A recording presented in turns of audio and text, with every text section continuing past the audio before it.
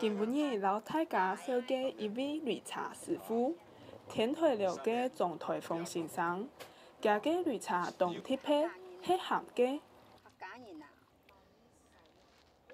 出体不用买花生仁，钟先生嘅绿茶还会不用炒肉，像叫点米拍嚟鸭，对身体都好。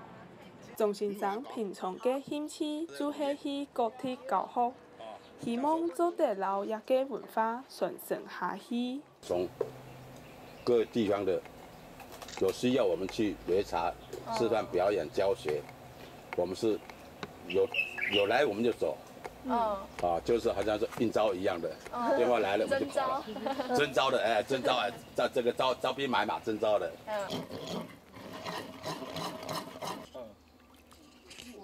将磨好嘅绿茶披上米香，好食到停不下来。钟先生嘅绿茶唔但像係傳承客家文化嘅精神，咩係一種生活嘅趣味。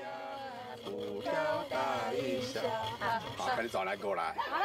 找谁啊？